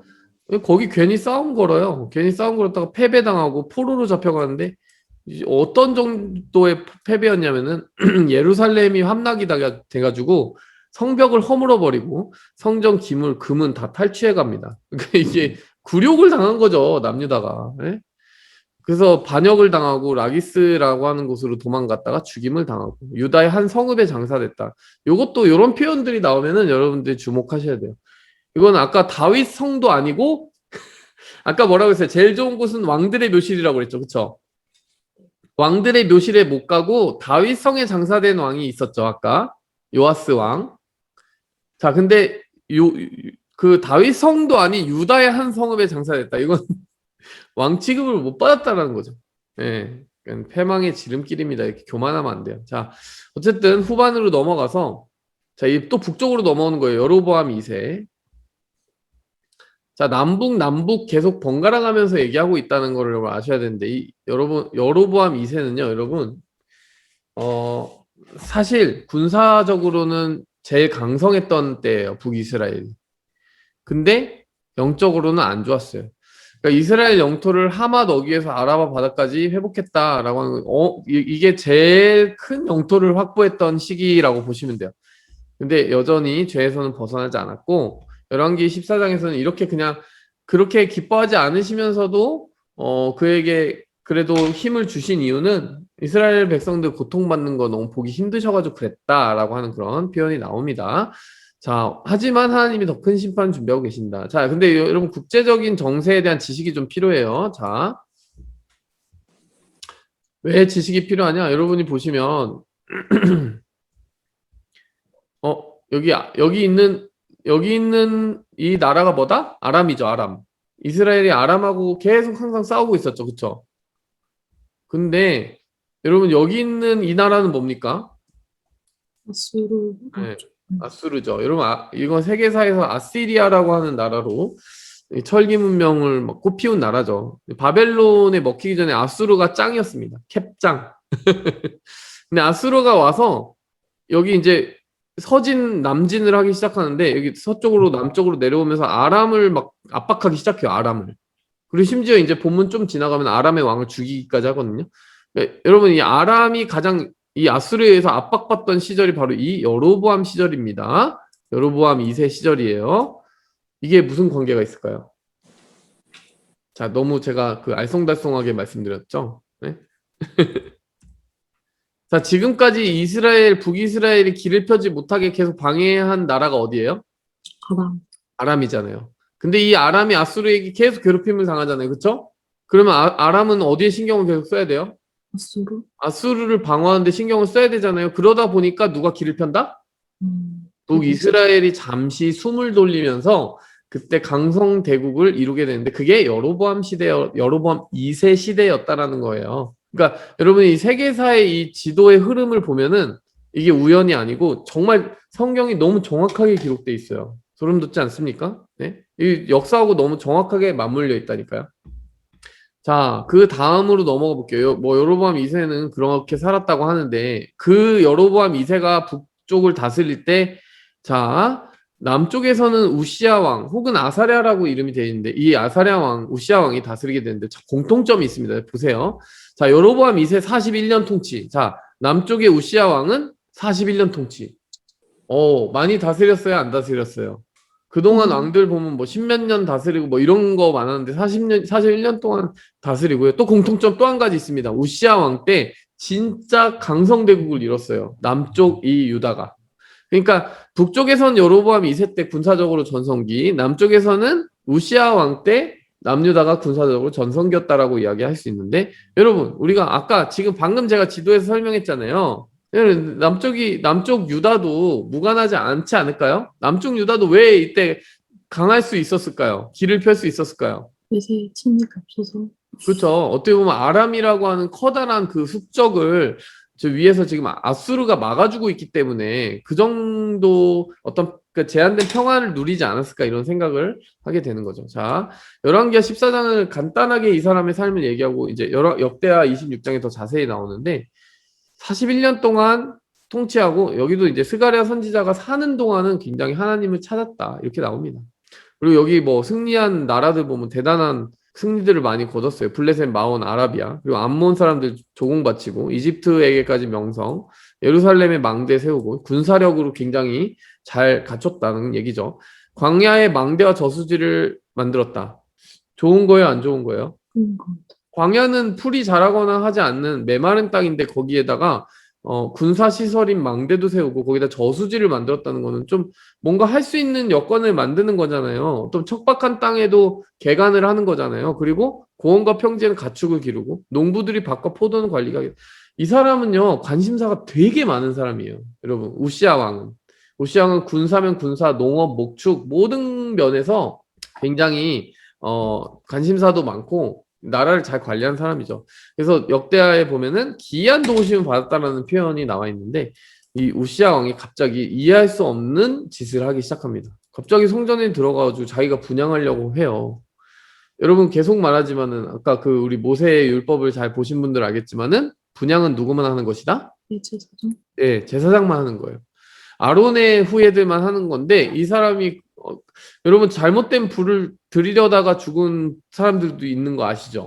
아론의 두 아들들 중에 나단과 아비후 그래서 죽었잖아요. 아비후 그렇게 죽었잖아요. 근데 정말 잘못된 불을 자꾸 들이려고 하는 그 아론의 두 아들까지도 죽었고 또 고라와 다단과 아비람의 그 반역 때 사실 우리는 왜 분양 못해? 이런 식으로 나섰던 레위 자손들이 그때 불태움을 받아 죽었어요. 기억나십니까? 그러니까 하나님은 레위 사람이라고 다 되는 게 아니라 그 중에서도 아론의 후손들에게만 제사장의 직분을 제한시켰는데 그거 건드리면은 안 된다라고 계속 성경에 나왔거든요. 근데 이 우시아가요 너무 잘 나가다 보니까 교만한 거예요. 한순간에 완전히 돌아버렸어요. 그래가지고 아니 왜 갑자기 그걸 하려고 했는지 모르겠지만 그 순간에 문둥병이 발해서 성전으로 돌아가지 못하고 계속 떨어져서 별궁에서 살게 되고 자기가 죽지 않았음에도 불구하고 그 다음 왕이 요담 왕에게 또 섭정 그러니까 그 아들이 정치를 대신하게 만드는 그런 일이 벌어집니다. 자, 스가랴는 여로보암 2세, 그러니까 북쪽 얘기입니다. 계속 여러분 북쪽 얘기는 어지럽게 끝나요. 보시면은 보세요. 여로보암 2세 아들인데요. 살룸이라고 한 사람이 반역을 합니다. 그래서 이제 예후가 4대만 유지된다는 예언이 성취되고, 자, 살룸, 다음에 므나헴, 그 다음에 브가히야, 그 다음에 베가, 그 다음에 호세야. 이게 다 왕조가 틀려요. 계속 반란이에요. 한 달 하고 나니까 므나헴이 반란, 그 다음에 이 사람 10년 다스리고 나서 브가히야가 반란, 그 다음에 부하장수 베가가 반란, 그 다음에 호세아가 반란. 북이스라엘의 마지막 왕이 호세아다. 베가 보이시죠? 여러분 이때 북이스라엘의 베가 왕이 다스릴 때 참 한 가지 특징이 있는데, 이 베가 왕 때면 거의 이제 말년이에요, 말년. 여러분 북이스라엘은 누구에 의해서 멸망한다? 어느 나라에 의해서 멸망한다? 어느 나라에 의해서 멸망할까요? 남유다? 이 남유다가 북이스라엘을 멸망시킨다? 아, 모르겠어요. 헷갈려요. 너무 왔다 갔다 많이 해서 헷갈려요. 일단 동족에 의한 멸망은 아니에요. 자, 항상 그 적은 어디서부터 온다? 여기서부터 와요. 지금 누가 오겠습니까? 아수르가 와서 이 북이스라엘을 나중에 최종적으로 멸망시키거든요. 그게 BC 722년이에요. 그 숫자도 알고 계시면은 좋습니다. 자, 북이스라엘을 아수르가 최종적으로 멸망시키는데요. 이 베가왕 때쯤 거의 지금 북이스라엘이 이제 뭐 바람 앞에 등불 비슷하게 될 때 이 북이스라엘이 누구하고 동맹을 맺냐면요. 누구하고 동맹 맺었어요, 지금? 아람하고 동맹을 맺었습니다. 여러분 지금까지 아람하고 북이스라엘 관계가 좋았어요, 안 좋았어요? 계속 안 좋았잖아요. 하사엘이 와가지고 뭐 얘 치고 뭐 여기까지 와가지고 여기도 치고 막 난리 났잖아요. 뭐 베나다시. 근데 얘네가 왜 갑자기 동맹을 맺었겠습니까? 얘네보다 더 큰 위험인 아수르 제국의 위험이 다가왔기 때문이에요. 그래서 여기 이렇게 동맹을 맺기 시작하고요. 남유다를 이렇게 심지어는 얘네가 동맹을 맺고 남유다를 집어삼키려고 했어요. 근데 남유다가 그때 어떻게 하는지 아세요?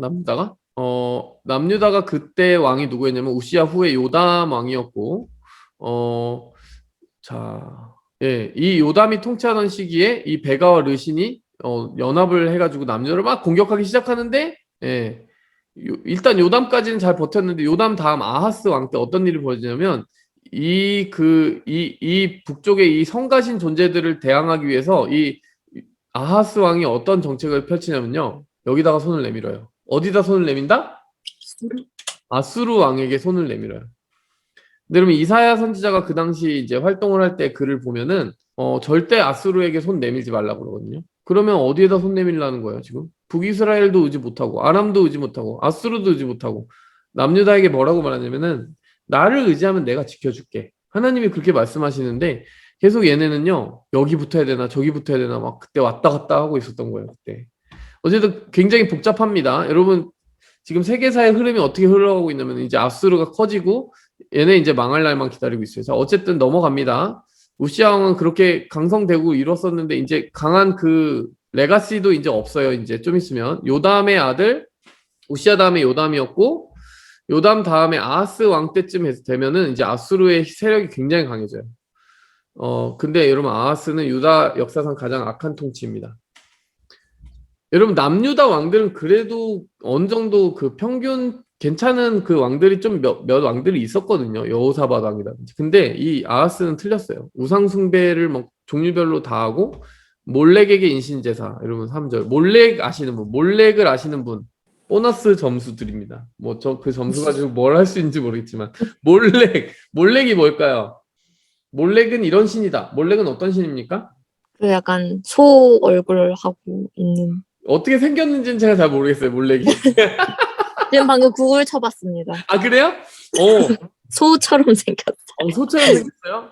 이 몰렉 하면은 구글 찬스 좋습니다. 구글 찬스 좋아요. 네. 몰렉 하면 인신제사예요. 그러니까 무슨 말이냐면은 여러분 다른 신들은 그래도 제사 드릴 때 뭐 동물을 바친다든지 뭐 하여간 제사 드리는 방법들이 다양하겠지만은 이 몰렉은 사람을 죽여 바쳐요.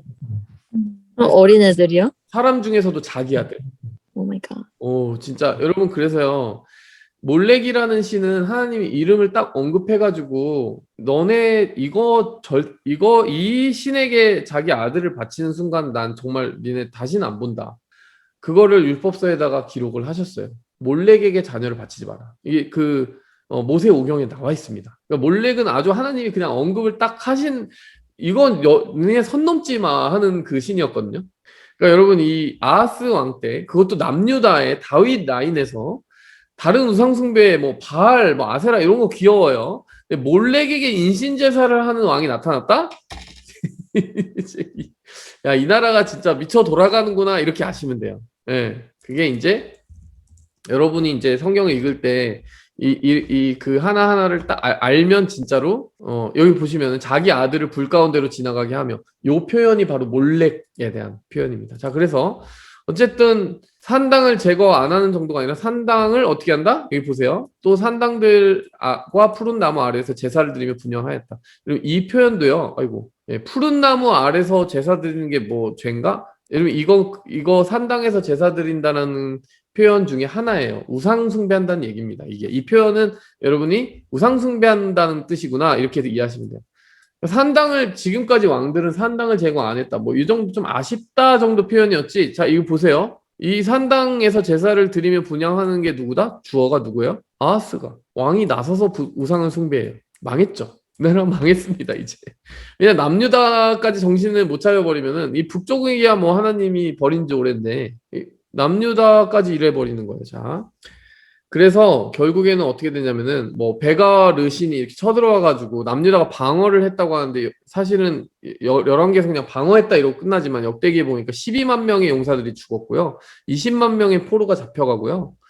뭐 20만 명의 포로가 이 북이스라엘에 잡혀갑니다. 근데 참 또 특이한 장면이 나와요. 이 포로를 잡아가는 중에 이 북이스라엘의 오뎃 선지자라는 사람이 갑자기 나타나가지고 야, 니네 어떻게 형제들을 이렇게 사로잡아갈 수 있냐?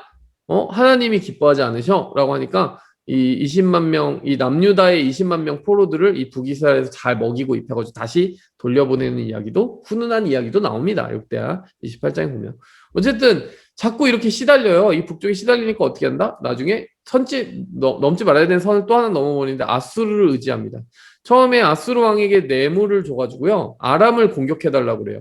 이 북쪽이 너무 무서우니까 얘네 좀 어떻게 좀 해주세요, 형님. 이렇게 했는데 실제로 아수르가요 아람 왕을 죽이고 그 아람의 백성들을 포로로 잡아갑니다. 기분 좋습니까? 안 좋습니까? 이 남유다 입장에서.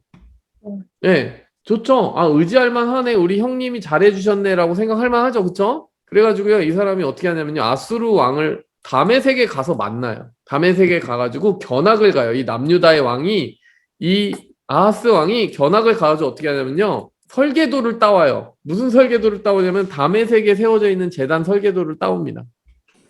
그래서 유다로 보내가지고요 그 유다의 제사장에게 뭐라고 명령하냐면 우리 하나님의 성전에 있는 제단 다 뜯어 고쳐. 이 다메섹에 있는 거랑 똑같은 거 만들어. 이렇게 얘기합니다. 여러분 이런 얘기 들어보신 적 있어요? 여러분이 아하스 왕의 일 중에서 하나님의 성전을 아예 그 구조 변경을 했다라는 얘기, 이런 얘기 들어보신 적 있나요? 이전에? 이런 종류의 죄를 저지른 왕이 있었나요, 지금까지? 자, 어쨌든 정말 최초의 일입니다. 계속 어마어마한 일들을 벌이고 있는데 본인이 지금 충격받지 않고 아주 그냥 눈 하나 깜짝 안 하고 그런 일을 하는데, 자, 어쨌든 아람은 그렇게 벗어났는데 그쵸. 아람의 이 다메섹에 가서 그걸 따온 이유는 아수르가 이미 거길 점령했다는 얘기입니다. 자, 근데 남유다가 또 이제 에돔의 공격을 받기 시작해요. 하나님이 가만 안 두시죠, 이러면. 근데 이때 다시 구원 요청을 아수르에게 합니다. 아수르에게 구원 요청을 하는데 도와주기는커녕 공격을 해요, 이번에는. 예, 그러니까 내 형님이 사실은 아니었다. 내 형님인 줄 알았는데, 가만 보니까 내 형님이 아니었던 거죠. 근데도 회개하지 않고 성전을 닫아버리고 예루살렘 구석구석 이방 제단을 쌓았다. 아주 우울한 얘기로 끝납니다. 근데 그리고 그 와중에 북쪽에 마지막 왕 호세아가 있는데 아수르의 총공세에 의해서 멸망하고요.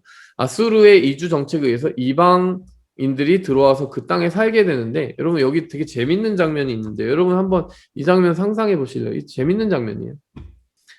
자, 아수르가 3년간 에워싸가지고 호세아 왕이 대항을 하다가 결국에는 사마리아가 점령당합니다. 사마리아는 어디다? 사마리아 어디입니까? 북이스라엘. 네, 북이스라엘의 수도입니다. 사마리아가 점령당한 거는 북이스라엘이 어떻게 됐다는 얘기예요? 수도가 무너졌어. 네, 그냥 나라가 망했다는 얘기입니다. 이게 BC 722년이에요. 자, 그런데 이스라엘 사람들을 아수르로 끌어가서 막 자기 지역에다 살게 하기도 했지만, 자, 보시면은 그 다음에 어떤 일이 있냐면요. 이렇게 망하게 하신 이유를 쭉 설명하는데, 아수르 왕이 바벨론과 구다와 하와 하맛과 스발와임에서 사람을 옮겨다가 이스라엘 자손을 대신하여 사마리아 여러 성읍에 두매. 아수르 왕이 갑자기, 자, 보시면 이 지도에 아수르가 여기 보면 아수르가 바벨론에서 사람을 옮겨왔다는 게 이 바벨론이 여기 이 지역에 포함되기 때문에 그렇습니다. 그 당시에는 바벨론이라고 하는 도시가 여기 속해 있었던 거예요. 여기서 사람들을 보내서 이주시켜가지고요. 거기서 살게 한 거예요. 여러분, 우리가 일제 식민지 시절에 일본 사람들 와서 우리나라에 살고 그랬잖아요. 그런 식이에요. 자, 그런데 되게 재밌는 게 뭐냐면요. 갑자기 하나님이 사자를 보내요. 라이언들을 보냅니다. 라이언. 그래서 사람을 막 죽이는 거예요. 그랬더니 아수르 왕에게 이걸 보고했더니 어떤 식으로 보고했냐면, 우리가 모르는 신이 다스리던 땅에 와가지고 그 신의 법을 알지 못하고 그 땅에 살았더니 이런 일이 벌어졌습니다. 이래요. 그랬더니 아수르 왕이 뭐라고 했냐면, 야, 그러면은 우리가 사로잡아왔던 제사장 있지? 북이스라엘 출신의 제사장을 보내가지고 그 신의 법을 우리에게 가르쳐 달라고 해라. 이렇게 해요. 이게 무슨 말인지 아시겠어요, 지금? 아수르 그 지역 현지에 맞는 현지 특성화 교육을 해라 이거예요. 거기 신의 법을 좀 따라야지 재앙이 임하지 않겠냐 해가지고요. 재밌는 사실은 이 베델에 와서 그 중에 한 명이 다시 와가지고 제사장이 하나님을 경외하는 법을 가르칩니다. 근데 재밌는 것은 하나님만 섬기는 게 아니라 각 민족이 자기 신상을 만들고 자기 민족들의 신을 다 섬기고 하나님도 섬기는 거예요. 자, 보세요. 이 표현 너무 웃기는 거예요. 그들이 여호와를 경외하고 이 이방인들이 여호와도 경외하고요. 여호와도 경외하고 자기 신들도 섬겼다. 33절. 이게 33절을 보면서 어떤 기분이 드세요? 자, 이게 맞는 신앙입니까? 되게 웃기는 일이 지금 벌어졌죠? 네. 이 강제 이주된 사람들이 하나님도 한번 호기심이 생겨가지고 하나님도 섬기고 자기들이 가져온 자기 그 출신지의 신들도 섬기고 이렇게 짬뽕에 섬겼다는 얘기인데. 자, 그래서 여러분, 자, 여기서 한 가지 질문. 우리 요한복음 지금 보고 있는데, 유대인들은 사마리아 사람들과 상종하지 않는다는 표현을 우리가 보게 될 거거든요. 사마리아 여인을 찾아간 예수님의 그 본문이 기다리고 있습니다, 여러분은. 사마리아 사람들을 왜 상종하지 않았을까요, 유대인들이? 혼혈이라서 싫어하지 않았나요? 그렇죠. 혈통도 다 섞여 버렸어요. 그리고 이 강제 이주 정책으로 말미암아서 그 모든 그 북쪽의 지파들이 다 완전히 이방 신들을 섬기는 그 신앙과 막 하나님 섬기는 거 막 다 뒤섞여가지고 완전히 짬뽕 혼합이 돼버린 거예요. 그래가지고 니네는 하나님 백성 아니다. 이렇게 되는 배경이 여기서 시작이 되는 겁니다. 아시겠죠? 자, 열왕기하 18장으로 넘어갔을 때 희망의 빛이 한 가지 비춥니다. 자, 그러면 호세아 왕이 이제 북이스라엘의 마지막 왕인데 히스기야는 어떤 왕이냐면은 호세아 통치 3년 차에 히스기야가 등극을 하고 호세아가 9년 차에 망하기 때문에, 그러니까 히스기야가 왕이 되고 나서 6년 후에 내 북쪽에 있는 우리 형제들의 그 나라인 북이스라엘이 망하게 된다는 거 보시면 돼요. 아시겠죠? 자, 히스기야가 이제 답이 없는 아빠를 뒀잖아요. 아하스 아까 정말 답이 없었잖아요. 몰렉에게 그 막 자기 아들을 불 가운데 지나가게 했던 왕이잖아요. 그쵸? 아하스 답이 없었잖아요. 근데 이상하게 히스기야는 답이 있었어요. 히스기야는 굉장한 왕이었습니다. 우상 다 제거하고요. 그리고 아까 아하스가 자꾸 무슨 위기가 닥칠 때마다 누구한테 샤바샤바 했습니까? 아수르한테 가서 도와주세요, 형님. 뭐 아람을 쳐주세요, 에돔을 쳐주세요, 뭐 이랬잖아요. 근데 아수르를 배반하는 담대한 역할을 해요. 담대하게 우리는 아수르 배반할 거야. 그리고 나서 여러분 이제 열왕기 하에는 전혀 기록되어 있지 않은데 역대하시 29장에 보면은 성전을 정결하게 합니다. 아하스 왕 때 막 제단을 다메섹에서 도면을 보내가지고 구조 변경을 했다고 그랬잖아요. 기억나시죠? 야, 그 말도 안 되는 일을 다 되돌려놨어요. 롤백을 해놨어요. 어쨌든. 그리고 나서 제일 중요한 게 6월절입니다. 여러분 6월절이 왜 중요하겠어요? 여러분 이집트를 탈출할 때 하나님이 지키라고 했던 그게 바로 6월절 아니에요? 어린 양의 피를 이제 그 문설주에 바르고. 근데 여러분 6월절을 지켰다라는 얘기가 나오면 굉장히 이 구약 성경에서 거기 하이라이트를 막 100만 개를 합니다.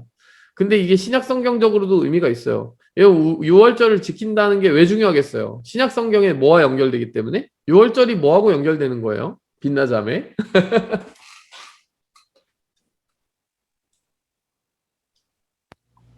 죄송해요. 밥 먹고 있었어요. 아, 근데 6월절이요? 6월절 예수님이요? 그렇죠. 유월절은 어린 양으로 오신 예수님과 연결되어 있는 거죠. 그렇기 때문에 유월절을 지킨다는 거는 어마어마한 사건인데 사무엘 이후로는 유월절을 지켜본 적이 없대요. 그러니까 어마어마하게 오랜만에 유월절을 지키는 거니까 대단한 거죠. 근데 여기에 보면요, 특이한 게 모든 이스라엘 지파에 편지를 하기 시작하는데 어디에 지파에 편지를 하냐면 에브라임과 므낫세 지파에도 편지를 했다. 여러분 여기서 이 에브라임과 므낫세라는 이름을 보면서 이상해야 됩니다. 뭐가 이상하죠? 지금 히스기야 왕은 어느 나라 왕? 남유다의 왕인데 므낫세와 에브라임은 어디 지역이죠? 북이스라엘이잖아요. 근데 북이스라엘에 편지를 보내가지고 니네 남쪽으로 내려와서 유월절 같이 지키자라고 한 거예요. 그리고 나중에 보면 실제 아셀, 므낫세, 스불론 지파에서도 겸손한 자들이 와서 같이 유월절 지켰다라고 나오거든요. 이게 어떻게 가능하죠? 여러분들께 한번 질문해 봅시다.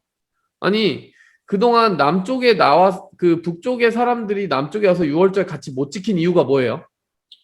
교류가 없었기도 하고 북쪽에 따로 성전을 자기들끼리 만들었었어요. 그렇잖아요. 그걸 상징한 게 뭐다? 여로보암의 죄라는 표현이고, 여로보암이 어떤 죄를 저질렀느냐? 나라 북이스라엘이 세워지자마자 베델과 단에다가 금송아지와 제단을 쌓고 니네 예루살렘 갈 필요 없어. 뭐 유월절을 안 지켜도 돼. 우리 북쪽에 다 마련해놨어. 이렇게 한 거 아니에요. 그쵸? 네. 유월절 대신에 다른 절기들을 막 잔뜩 만들어 놓고 그랬단 말이에요. 그쵸? 근데 그래서 그것 때문에 막아놨기 때문에 지금까지 못 왔어요. 북이스라엘 사람들은 유월절을 지키지 못한 거예요. 남쪽으로 못 넘어왔기 때문에. 뭐 물론 남쪽에서도 유월절 제대로 지킨 적은 없었지만. 근데 지금 히스기야 왕 때 갑자기 유월절을 지키고 모든 그 사람들을 다 불렀단 말이에요. 북쪽에 있는 사람들까지. 그게 어떻게 가능해졌냐는 거예요. 질문입니다. 어떻게 가능해진 거예요? 신경을 안 썼거나 네. 아니면 북쪽에서 아니면 신경을 안 서부의 사람들이 좀 그런 그 우상 숭배 말고 진짜 하나님을 좀 찾고 있지 않았을까요? 정말 한 가지 쉬운 답이 있습니다. 자, 히스기야가 왕일 때 북쪽에는 호세아가 왕이었는데 호세아 9년 차에 북이스라엘이 어떻게 된다? 망해요. 그러니까 망하기 때문이에요. 그러니까 북쪽 사람들을 이렇게 막 단속하고 이런 일이 없는 거예요. 이제부터는 나라가 없으니까 북쪽에. 물론 막 아수르 왕이 통치하는 지역이긴 하고 아수르의 뭐 강제 이주 정책이 있어가지고 사람들 보내놓고 하지만 거기에 어떤 그 강한 자체 정부가 있는 게 아니라 저기 멀리 있는 그 본토에서 아수르에서 뭐 관리들을 보낸다든지 하는 그 정도 수준이고 그 나라 사람들을 이주시켜서 살게 하는 정도이기 때문에 통치력이 거기까지 완전히 막 힘있게 미치는 건 아닌 것 같아요. 그래서 북이스라엘 사람들 이제 남쪽에 와서 넘어올 수 있는 그런 상황이 된 거죠. 무슨 말인지 아시겠죠? 이 6월절 지킬 때쯤에 이미 뭐다? 북이스라엘은 지도에서 없어요. 없다는 얘기입니다. 그래서 이렇게 같이 6월절을 지킬 수 있었고, 여러분 히스기야 이 열왕기하 19장과 이 역대하 이 부분을 보면은 히스기야가 사비를 엄청나게 털어요. 그러니까 뭐 그냥 그거는 이제 제가 그냥 말로만 말할게요. 막 양과 소 막 몇천 마리씩 자기 재산으로 이 유월절을 섬기기 위해서 백성들한테 풀어버립니다. 여러분 근데 나중에 히스기야 인생 뒷부분에 보면 하나님이 히스기야를 심히 부유하게 하셨다라는 말이 나오거든요. 저는 그게 무관하지 않은 것 같아요. 하나님의 일을 섬기기 위해서 이렇게 아낌없이 자기 재산을 다 이렇게 바친 사람 있잖아요. 이런 사람에게 하나님이 어떻게 하시는지 뒷부분에 보면 성경에 꼭 하나님이 축복하시는 장면이 나오더라고요. 자, 어쨌든 이렇게 히스기야 왕은 유월절을 회복했다. 그리고 이제 그 유월절만 회복한 수준이 아니라 이제 11조를 걷고 레위인들에게 분배하기 시작합니다. 자, 유월절이 근데 참 특이한 건요. 2월 14일에 지켰어요. 자, 유월절은 언제 지키는 거다? 혹시 날짜 아시는 분? 2월 14일. 2월 14일 2월 14일에 지켰어요, 히스기야가. 근데 원래 6월절 날짜가 언제일까요? 1월 14일. 아, 예, 맞습니다. 딩동댕입니다. 원래 1월 14일인데요. 너무 많이 모였어요. 북쪽에서 갑자기 이렇게 많이 이렇게 많이 올 줄 몰랐어. 막 이렇게 된 거고, 제사장들도 그동안 준비를 한 적이 없는 거예요. 제대로 제사 드린 적이 없으니까, 아하스 왕 때. 그래가지고 좀 시간이 필요하다고 해가지고 한 달을 늦춰가지고 2월 14일에 6월절을 지킵니다. 이 이야기를 왜 하냐면, 여러분 요아스라는 왕이 나중에 이제 그 등장을 하는데, 요시야 왕 때도 6월절을 지키거든요. 근데 그 6월절 지킬 때 어떤 표현이 등장하냐면, 이스라엘 왕 중에 이렇게 6월절 지키는 왕은 없었다라는 표현이 등장하거든요. 여러분이 그 표현 보면 좀 이상해야 돼요, 원래는. 왜? 히스기야 왕도 6월절 지켰는데 왜 요시야 왕에게 이렇게까지 지킨 사람은 없었다라고 이렇게 유별나게 말하는 걸까? 이런 생각을 하셔야 되는데, 왜 그랬냐면 요시야 왕은 1월 14일에 정확하게 지켰습니다. 날짜만 문제가 아니고 그 날이 오기 전에 모든 준비를 다 끝내놨어요. 요시야 왕이 하는 걸 보면 6월절, 그러니까 예배에 대해서 완전히 정말 철저한 사람이 요시야 왕이었어요. 그래서 그 이야기는 나중에 요시야 왕 때 하겠지만, 근데 히스기야 왕 때 어떤 위기가 닥치냐면, 아수르 왕이 이제 쳐들어오는 거예요. 아버지 아하스는 계속 아수르한테 비벼보려고 했지만은 히스기야는 아수르에게 맞섰습니다. 그래가지고 이사야 선지자와 함께 기도를 해요.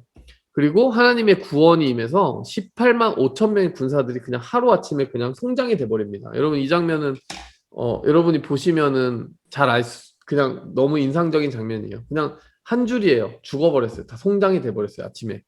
그래서 히스기야 왕은 하나님이 그렇게 말년을 굉장히 축복하셨는데 끝이 좋지 않았어요. 왜? 수명을 이제 연장받았는데, 이 이야기 여러분들 아시죠? 네? 근데 바벨론의 사신들에게 자랑을 해버린 거예요. 막 무기고도 다 열어 보여주고 하나님의 성전 다 보여주고. 나중에 이제 바벨론에게 그것들을 다 보여주었기 때문에 하나님 뭐라고 하시냐면, 그게 다 바벨론에게 잡혀갈 거라고 얘기를 하세요. 바벨론에게 국가의 가장 그 중요한 시설들과 어떤 그 심장부를 다 공개해 버린 거잖아요. 교만했기 때문에. 그래서 역대하 32장에 보면 이 순간이 하나님이 잠시 히스기야를 떠나고 시험한 순간이었다라고 설명하고 있습니다. 어쨌든 히스기야는 굉장히 어떤 왕이었다? 아버지 아하스에 비하면 굉장히 냉탕과 온탕을 오가는 거죠. 여러분 아하스는 막장이었는데 히스기야는 좋은 왕이에요. 자, 그 다음에는 막장이 올 것 같으세요? 좋은 왕이 올 것 같으세요? 네? 좋은 뭐라고요? 초이자매? 왕이 또 오지 않을까요? 좋은 왕이 올 것 같다고요? 아닙니다. 우리 그 역사에는 반전이 있잖아요. 그지 같은 왕, 좋은 왕, 그 다음에 또 한 번 그지 같은 왕이 옵니다. 므낫세라는 왕이 오는데요. 이 사람은 우상숭배 끝판왕입니다. 이 사람은 또 각종 우상과 몰렉, 아세라상, 뭐 이런 거 세트로 다 하는 왕이에요. 근데 역대하 33장에 보면은 므낫세 왕은 좀 특이한 게, 아수르의 포로로 잡혀갔을 때 하나님께 겸손히 기도해가지고 왕위를 회복했다라고 하는 이야기가 역대하 33장에 나옵니다. 물론 열왕기하 21장에 나오지 않아요. 하지만 역대하 33장에서는 좀 그 므낫세의 말년은 괜찮았다라고 얘기해요. 그래서 예루살렘의 제단과 성전의 우상을 다 제거하고 하나님의 제단을 보수하고 화목제와 감사제를 회복하고, 물론 산당 제거하지 않았지만 이런 표현들이 나오는데, 왜 그러냐면 아수르에 끌려갔을 때 자기가 겸손해진 거죠. 근데 므낫세는 어쨌든 개차반 같은 왕이었지만 그래도 나중에는 그래도 좀 회복된 왕이다, 이렇게 보시면 될 것 같아요. 여러분, 자 그러면은 여러분 이게 월드컵, 이상형 월드컵 이런 거 있잖아요. 그렇죠? 악한 왕 월드컵 하면은 제 1장은 누굴 것 같으세요, 여러분? 여러분이 지금까지 듣기까지 제일 끝판왕 누굽니까? 예후 예후 아닌가요? 아합. 예후는 다 너무 나쁜데. 북쪽이니까 남쪽. 예후도 참 잔인하죠. 남쪽에서는 아하스죠. 아싸. 네. 남쪽에서는 그 히스기야의 아빠 아하스. 네. 왜 아하스는 이름을 내가 아까 지나갔어요. 지나갔나요? 네. 어쨌든 여기 있네요. 아하스가 하여간 제일 끝판왕, 그리고 죽을 때까지 회개하지 않은 왕, 아수르한테 계속 비벼보고 선지자를 의지하는 건 하나도 없었던 왕이죠. 근데 므낫세도 만만치 않았지만 므낫세는 그나마 괜찮았던 거는 회개했다는 얘기입니다. 그쵸? 자, 냉탕에서 온탕으로 갔다 다시 냉탕으로 왔는데, 자, 그 다음 왕은 어떨까요? 그 다음 왕은 괜찮았다. 요시야 왕. 가장 선한 왕이었다. 그리고 여러분, 여로보암 1세가 죄를 지을 때 이름까지 예언된 왕입니다. 이건 수백 년 전에 여로보암이 금송아지 만들고 제단 쌓고 그 북이스라엘에서 죄 지을 때 어떤 이름 모를 선지자가 와가지고 언젠가 요시아라 하는 왕이 남쪽에서 와가지고 이 제단 허물고 거기에 사람의 뼈를 불사르리라 이렇게 예언하거든요. 수백 년 전에. 여러분 근데 사람의 이름을 수백 년 전에 미리 예언해 주시는 장면이 성경에서 흔하게 나오는 게 아니에요. 근데 요시아 왕이 바로 그렇게 예언된 왕입니다. 신기하죠? 어쨌든 좀 복이 있는 왕인데 이 사람은요 성전을 수리하고요. 그 나이를 잘 보셔야 돼요. 여러분이 직접 보실 때 나이를 보세요. 한 20살 때부터 뜻을 펼칩니다. 성전 수리하고 성전을 수리하는 과정에서 율법책을 발견하고 율법책을 읽다가 갑자기 가슴이 너무 찢어지는 거예요. 우리가 너무나 많은 죄를 지었구나 하면서 모든 이스라엘 무리들 백성들을 모아놓고 율법을 들려줘요. 직접. 와 이렇게까지 한 사람은 없었어요. 막 가르쳐 주는 거예요. 오하가 아니라 왕하. 네, 감탄사 아니고요. 자, 어쨌든 그러면서 모든 우상 제거하고 여로보암의 제단을 실제로 더럽힙니다. 여로보암의 제단은 남쪽에 있습니까? 북쪽에 있습니까? 쪽에 네, 근데 북쪽에 있는 제단을 더럽힐 수 있는 이유는 나라가 망해서. 네, 나라가 망했기 때문이다. 이 배경 아시면은 이렇게 편하죠. 자, 그래서 뭐 하나님한테 이렇게 참 선한 일들을 많이 했는데 그리고 1월 14일에 지키고 자, 근데 죽음이 너무 허무해요. 진짜 허무하게 죽었어요. 파라오가 이 땅을 지나가가지고 싸우려고 하는데 거기에 맞서다가 허무하게 죽는 것으로 마무리가 됩니다. 그리고 요시아 이후에 나머지 왕들은 그렇게 별 볼 일 없는 그 유다의 어떤 마무리를 그냥 짓고 끝나버리게 되는 좀 슬픈 뭐라고 해야 되죠? 결말을 짓게 되는데 그렇게 된 이유가 바로 갈그미스 전투라는 것에서 여러분 설명할 수 있어요. 자, 이 므낫세, 아몬, 요시아까지 가고 얘네는 뭐 거의 그냥 짜투리니까요. 넘어갑니다. 자, 지금 요거 보세요. 자, 이게 제일 중요한 장면이에요. 자, 세계사를 정리합니다. 북이스라엘과 남유다 보이시죠, 여러분?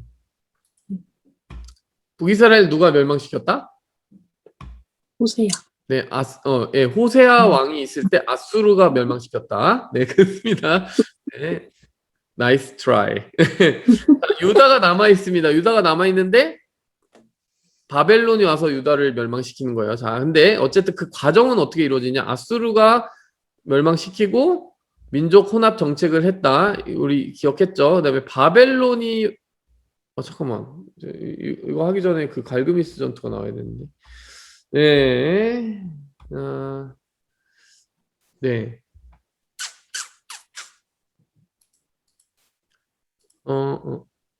여기 있네요. 이게 완전판이구나. 자, 보시면 이게 1차 갈그미스 전투라는 건요, 이거예요. 자, 지금 북이스라엘은 이미 망해 있는 상황입니다. 망해 있는 상황에서 어떤 일이 벌어지나 보세요. 자, 이집트가 있죠. 자, 이집트가 여기를 유다를 지나가려고 했어요. 요시아 왕이 그때 왕이었어요. 요시아 왕 좋은 왕이잖아요. 그쵸? 근데 이집트가 여기를 좀 지나가게 해달라고 했어요. 근데 요시아 왕이 맞서 싸웁니다. 근데 맞서 싸우다가 이게 무기토 전투였는데 요시아 왕이 어떻게 됩니까? 죽어요. 전사를 해요. 어이없이. 그리고 이집트는 어디로 간다? 이 위로 올라가가지고 전투를 벌이는데 이게 갈그미스 전투입니다. 자, 갈그미스 전투. 여기서 누가 누구와 싸우는 걸까요? 지금 나라 이름이 3개인데 누가 누구와 싸우는 거예요, 여러분? 아시는 분? 아수르랑 네. 그 애굽이 동맹 맺고 바벨론이랑 싸우는 거. 오, 어떻게 하셨어요? 정확하게 맞추셨습니다. 자, 아까 북이스라엘 망할 때까지만 해도 이쪽에 평정, 형님은 누구였냐면 아수르였는데요. 지금 아수르가 예전 같지 않아요. 아수르가 지금 여기 밀려가 있고 바벨론이 아까 한 도시였는데 나라가 돼가지고 아수르를 압박하고 있는데요. 이걸 보니까 바벨론이 너무 위협적인 거예요. 그래서 이집트에서 가만 보고 있다가 안 되겠다. 아수르하고 동맹 맺고 바벨론의 길을 꺾어야 되겠다 해가지고 갈그미스라는 곳까지 올라가가지고 동맹 맺고 싸운 게 갈그미스 1차 전투예요.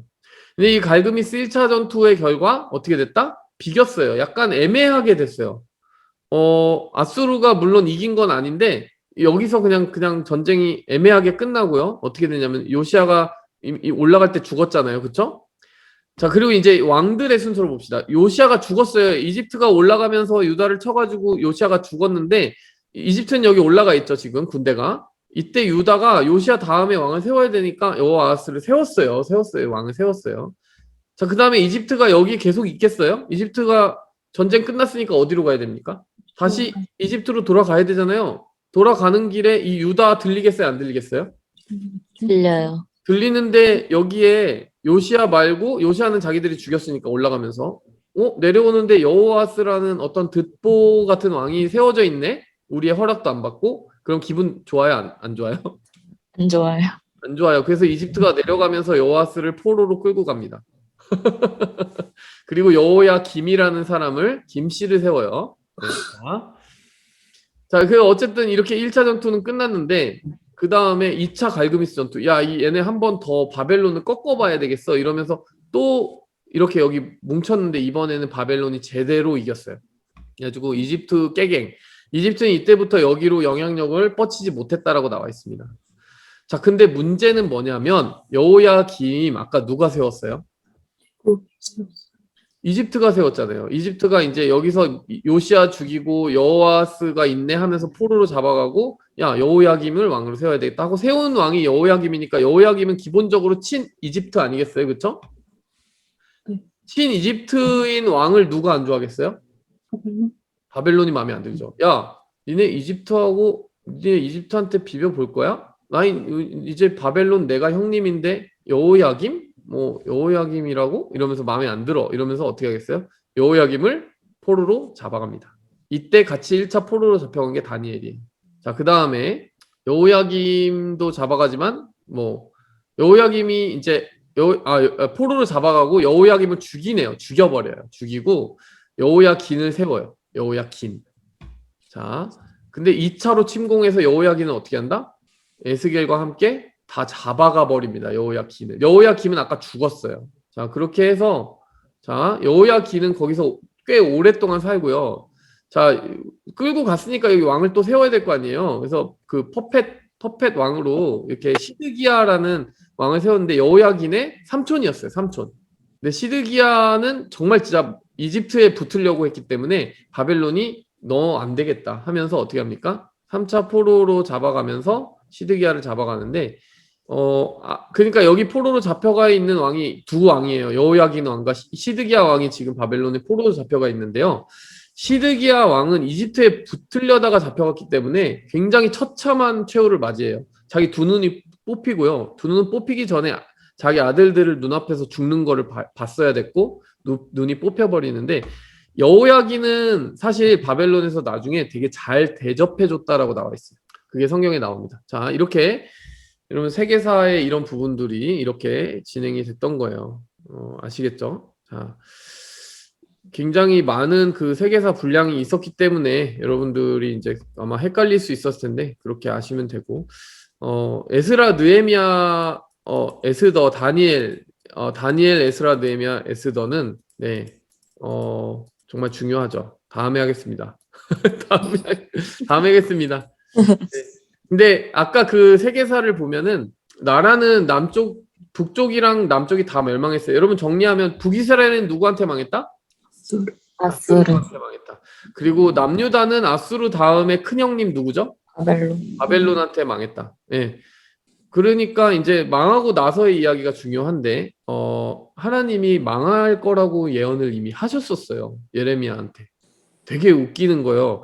하나님이요 예레미야 선지자한테 망할 거라고 하셨고 남유다가 망하는데 70년간 포로로 잡혀갈 거라고 70년이라는 숫자를 주셨는데요. 정확하게 70년이 끝나는 날에 포로에서 돌려보냄을 받습니다.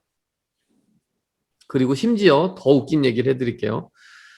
그 포로에서 풀려가게 만들어주는 왕의 이름이 미리 예언됐어요. 그거는 이사야 선지자가 예언을 했는데 여러분 이사야가 어느 쪽 이사야냐면요. 히스기야 왕 때 이사야예요. 그러니까 히스기야 왕 때 이미 하나님이 남유다가 망할 거를 예언하셨고 남유다가 망하고 포로로 잡혀간 다음에 그 포로에서 풀려나게 될 때 그 풀려나게 해줄 왕의 이름이 고레스라고 하는 것까지 이사야서에 기록이 되어 있어요. 연도 차이가 상당히 있습니다. 100년이 넘는 연도 차이. 태어나지도 않은 왕의 이름이 등장을 해요. 자, 그 고레스는 페르시아의 왕이에요. 여러분 지금 큰형님은 바벨론이에요. 지금까지는. 바벨론 다음에 큰형님이 누구다? 바벨론을 멸망시키는 페르시아예요. 페르시아에서 가장 강력했던 왕이 고레스이고 세계사에서 키루스 2세라고 보통 이름이 기록이 되어 있는 왕이 고레스 왕이에요. 성경의 고레스 왕. 어쨌든 고레스 왕이 페르시아의 포로로 잡혀가 있는 사람들 있잖아요. 그 페르시아 전에 바벨론이 막 포로로 잡아왔던 민족들 중에 유대인들을 보고 야, 니네는 다시 고향 땅으로 돌아가서 성전을 다시 지어라. 이렇게 명령을 내리는 장면이 나오는데 그게 바로 에스라 느헤미야의 장면인 거죠. 다니엘은 그럼 어떤 얘기냐? 바벨론을 포로로 잡혀가고 나라가 망했을 때 그 70년의 포로 기간을 기다리고 있는 사람이 다니엘이었어요. 그리고 하나님이 그 다니엘에게 이 다음에 일어날 나라들의 모든 플랜을 다 보여주셨어요. 그래서 너 지금 바벨론 보고 있는데 바벨론 망할 거야. 페르시아야. 그 다음에는 니네가 이름 모르는 그리스 쪽에서 나라가 이제 이쪽을 집어삼키게 돼. 우리가 알고 있는데요. 헬라 제국이죠. 헬라 제국. 알렉산더의 헬라 제국. 자, 그 다음에 니네가 상상하지 못했고 경험해보지 못한 엄청난 왕국이 제국이 생기게 돼. 자, 그거 어딥니까? 로마 제국이죠. 다니엘에게 모든 걸 알려주셨어요. 자, 어쨌든 그거는 다음 시간에, 그 놀라운 얘기는 다음 시간에 하고, 네. 자, 마무리하겠습니다. 신약 성경 여러분 읽기 어떠세요? 지금? 네, 조금 편하시죠? 그래도? 익숙해요. 익숙하죠? 맞아요. 제가 그래서 조금 구약 성경에 좀 더 힘을 주게 되는 것 같아요, 자꾸. 조금 이렇게 배경을 아니까 좀 도움이 더 되지 않습니까? 네. 네.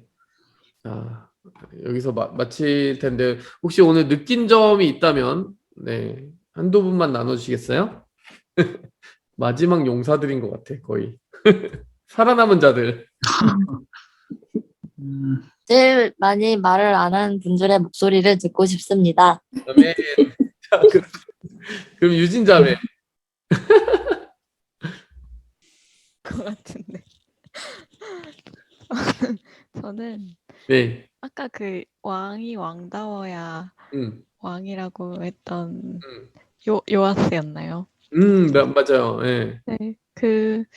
그때 묵상 포인트 목사님이 짚어주신 신앙 그리스도인이 그리스도인다워야 한다는 그 부분이 굉장히 인상이 깊었어요. 네, 맨. 우리 빛나자매 나누시겠어요? 약간 왕들 얘기를 들으면서 준민 형제. 네. 네. 네. 아, 제가 아닌가요? 예, 괜찮아요. 빛나자매한테 흑기사.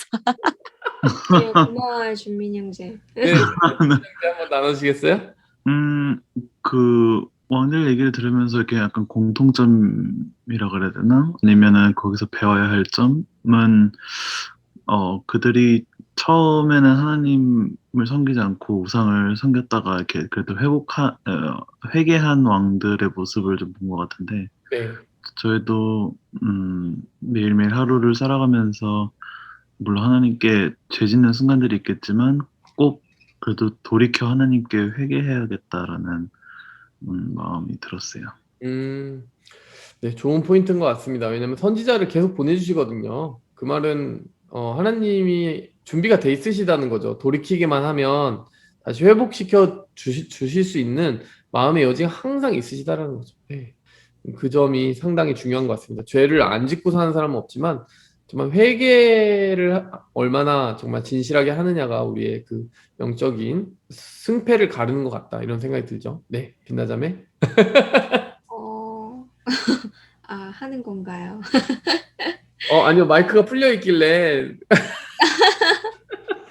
아니요.